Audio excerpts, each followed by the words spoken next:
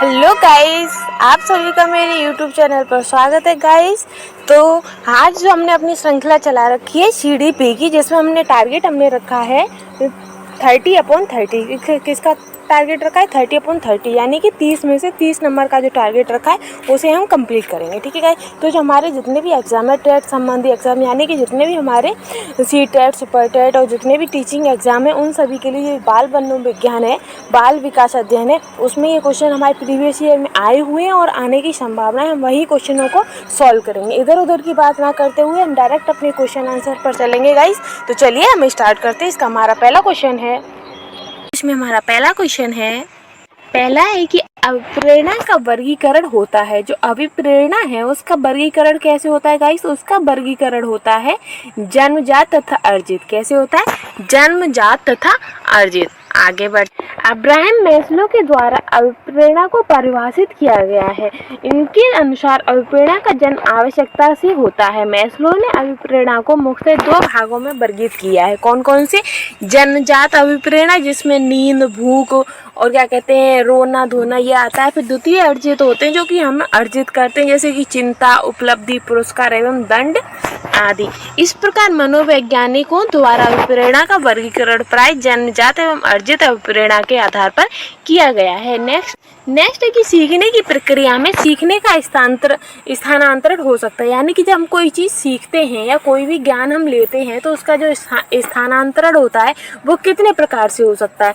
तो वो गाइस नकारात्मक भी होता है, ज़रूरी नहीं है कि हम उसका यूज कहीं और कर ही लें। एक होता है सकारात्मक, उसका हम एक से अधिक बार उसका यूज कर ले। एक होता है शून्य, या कि ना ही उसका नकारात्मक और ना ही उसका शून्य सकारात्मक कैसा भी प्रभाव नहीं पड़ता है। तो गाइस सीखने के स्थानांतरण कितने? तो 3 प्रक्रियाओं में होता है। ठीक है, इसे आगे बढ़ते हैं। नेक्स्ट है कि निम्न में से कौन सा मत अंतर्दृष्टि द्वारा सीखने की व्याख्या करता है? तो अंतर्दृष्टि किसने दिया है? तो वो दिया है गेस्टाल्टवादियों ने। किसने? अंतर्दृष्टि का जो सिद्धांत है वो गेस्टाल्टवादियों ने दिया है। तो इसका आंसर हो जाएगा डी। आगे बढ़, नेक्स्ट है कि किस मनोविज्ञान ने सीखने की सामग्री के रूप में निरर्थक शब्दों का प्रयोग किया है? कैसे निरर्थक शब्दों का प्रयोग किया है? तो वो किया था गाइस एबिंगहॉस ने। किसने किया था? एबिंगहॉस ने क्या कहते हैं, सीखने की सामग्री के रूप में निरर्थक शब्दों का प्रयोग किया था। आगे बढ़, नेक्स्ट है कि सीखने के नियम दिए हैं। तो सीखने के नियम गाइस किसने दिए? तो वो दिए हैं थॉर्नडाइक ने।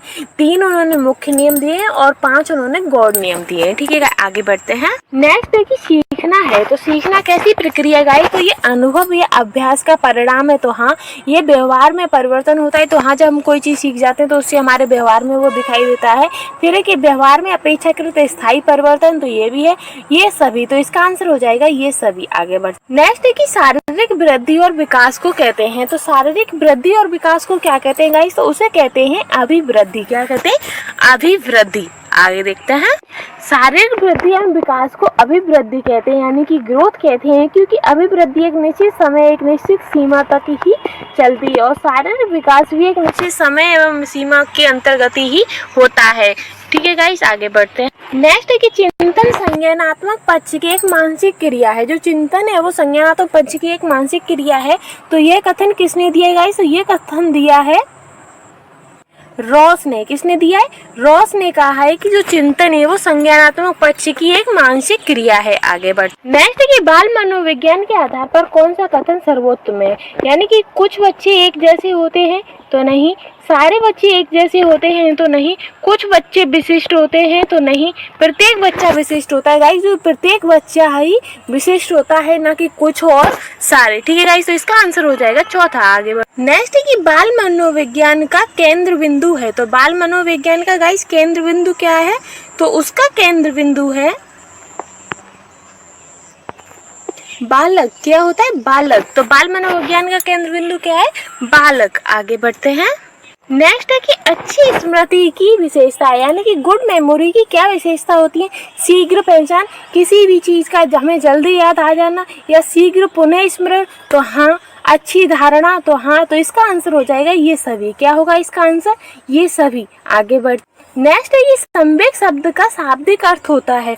तो स्नेह या प्रेम, तो ये तो गाइस खुद ही एक संवेग है। फिर क्रोध या भय, तो ये भी संवेग है। फिर है कि उत्तेजना या भावों में उथल पुथल।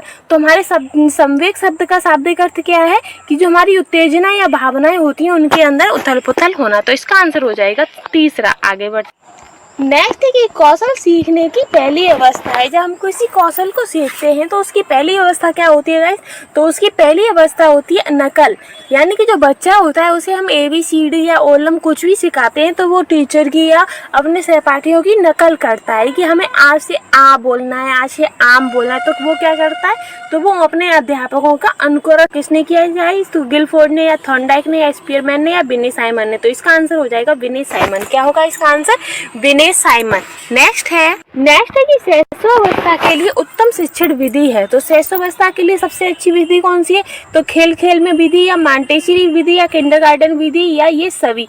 तो गाइज इसका आंसर हो जाएगा ये सभी, क्योंकि बच्चों को खेल खेल से भी सिखाया जा सकता है। और मॉन्टेसरी विधि में मांसपेशियों पे ज़्यादा बल दिया गया, यानी कि बच्चों को इसमें भी खेल खेल। और किंडरगार्टन ये भी बच्चों का ही गार्डन होता है। तो गाइज इसका आंसर हो जाएगा ये सभी। आगे बढ़ते हैं। नेक्स्ट है कि बाल विकास में। तो बाल विकास में गाइस कब से कब तक का अध्ययन किया जाता है? तो इसमें किया जाता है गर्भावस्था से लेकर किशोरावस्था तक का अध्ययन किया जाता है। किसमें? बाल विकास में। आगे बढ़ते हैं। नेक्स्ट है कि बाल विकास का अध्ययन क्षेत्र है। तो बाल विकास का अध्ययन क्षेत्र क्या क्या है? कि वातावरण का बाल विकास पर पड़ने वाले प्रभावों का अध्ययन, या बाल विकास की विभिन्न अवस्थाओं का अध्ययन, या वैयक्तिक विभिन्नताओं का अध्ययन, या उपयुक्त सभी। तो इसका हो जाएगा इसकी इन सभी का ही अध्ययन इस बाल विकास के क्षेत्र में आता है। आगे बढ़ते हैं। नेक्स्ट है कि सर्वाधिक उपयुक्त जीवित रहता है। क्या यह कि सिद्धांत किसने दिया है? तो सर्वाधिक उपयुक्त जीवित रहता है। तो ये सिद्धांत किसने दिया है? तो ये सिद्धांत दिया है डार्विन ने। किसने?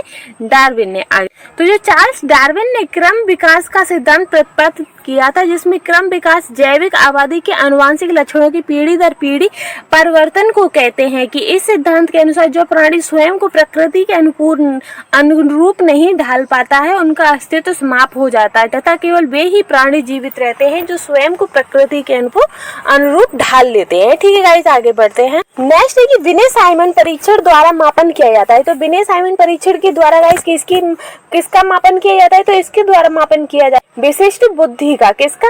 विनय साइमन परीक्षण से विशिष्ट बुद्धि का मापन किया जाता है। आगे बढ़ते हैं। नेक्स्ट है कि संवेगात्मक विकास को प्रभावित करने वाले कारक है। यानी कि जो बच्चा होता है, बच्चे का जो संवेगात्मक विकास होता है उसको क्या क्या प्रभावित कर सकते हैं? तो उनकी मानसिक योग्यता, तो ये भी उन्हें प्रभावित करती है। शारीरिक स्वास्थ्य, और वो बीमार है कि सही है, उनका शारीरिक स्वास्थ्य कैसा है ये भी उन्हें प्रभावित करता है। फिर है कि थकान, तो ये भी फिर इसका आंसर हो जाएगा ये सभी ही बच्चे के संवेगात्मक विकास को प्रभावित करने वाले कारक हैं। आगे बढ़ते हैं। नेक्स्ट है कि सामाजिक प्रत्याशाओं के अनुरूप व्यवहार की योग्यता का अधिगम सामाजिक विकास कहा जाता है। तो ये कथन किसने कहा है गाइस? तो ये कथन कहा है हरलॉक ने। किसने? हरलॉक ने। ठीक है गाइस, आगे बढ़ते हैं। नेक्स्ट है कि सीखने का सर्वाधिक उपयुक्त अर्थ है। तो सीखने का सर्वाधिक उपयुक्त अर्थ क्या है गाइस? कि व्यवहार में परिमार्जन। क्या? व्यवहार में परिमार्जन। आगे बढ़ते हैं। नेक्स्ट है कि वाणी दोष नहीं है। तो इनमें से कौन सा है जो वाणी दोष नहीं है गाइस? धीमी या तेज गति से बोलना, या ध्वनि परिवर्तन और अस्पष्ट उच्चारण, या हकलाना या तुतलाना, या तीव्र अस्पष्ट वाणी। तो इसका आंसर हो जाएगा धीमी या तेज गति से बोलना वाणी दोष नहीं है। ठीक है गाइस, आगे बढ़ते हैं। नेक्स्ट है कि प्राथमिक स्तर पर मूल्यों की शिक्षा देने की सर्वोत्तम विधि है। तो प्राथमिक स्तर पर मूल्यों की शिक्षा देने की सर्वोत्तम विधि क्या है गाइस? तो इसकी सर्वोत्तम विधि है कि मूल्यों के पालन न करने पर दंडित करना, या मूल्यों के महत्व को बताना, या अध्यापक के व्यवहार में मूल्य स्थापन करना, या उपयोग सभी। तो इसका आंसर ये सभी। क्या होगा इसका आंसर? ये सभी। आगे बढ़। नेक्स्ट है कि मूल्यों के वर्गीकरण में सम्मिलित नहीं है। तो जो मूल्यों का हम वर्गीकरण करते हैं तो उनमें से क्या है जो सम्मिलित नहीं है?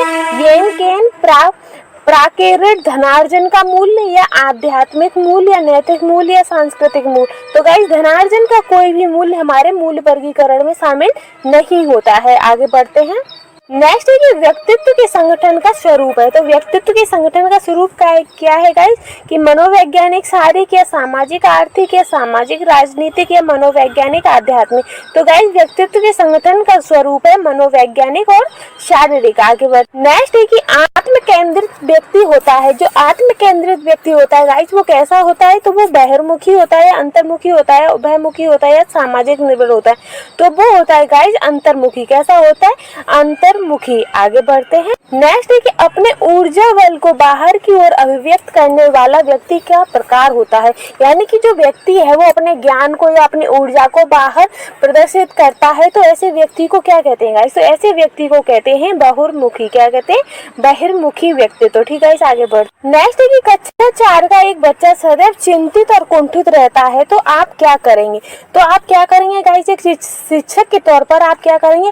मनोचिकित्सक के पास ले जाएंगे तो नहीं, उसके अभिभावक से शिकायत करेंगे तो नहीं, उसे उसके भाग्य पर छोड़ देंगे तो नहीं, स्वयं परामर्शदाता की भूमिका निभा कर उसका निर्वाह करेंगे। क्या करेंगे? आप उससे पूछेंगे कि उसकी परेशानी का कारण क्या है, उसका चिंतित होने का कारण क्या है। ठीक है गाइस, तो आगे बढ़ते हैं। नेक्स्ट है कि भाषा विकास का सिद्धांत नहीं है, तो इनमें से वह कौन सा है जो कि भाषा विकास का सिद्धांत नहीं है? तो अनुकरण का सिद्धांत, तो ये भाषा विकास का सिद्धांत है। फिर अनुबंधन का सिद्धांत ये भी है, फिर परिपक्वता का सिद्धांत ये भी है, लेकिन अतिरिक्त शक्ति का सिद्धांत जो है ये हमारी भाषा के विकास से संबंधित नहीं है। आगे बढ़। तो गाइस, ये वाली श्रृंखला हमारी यही समाप्त होती है। कल फिर हम एक नई वीडियो के साथ मोस्ट इंपोर्टेंट क्वेश्चन के साथ हाजिर होंगे। गाइस, अगर आपको मेरे द्वारा पढ़ाई हुआ समझ आता है और जो ये क्वेश्चन गाइस मैं आपको करा रही हूँ आपके प्रत्येक TET exam, CTET exam, state exam और जितने भी टेट एग्जाम है, बिहार का, उत्तराखंड का, रीट का, राजस्थान का, जितने भी टेट एग्जाम है उन सभी के लिए बेनिफिट क्वेश्चन साबित होंगे। ठीक है गाइस, तो चलिए हम स्टार्ट कर। तो आज के लिए इतना ही, कल फिर हम नई वीडियो के साथ आएंगे, तब तक के लिए गुड बाय।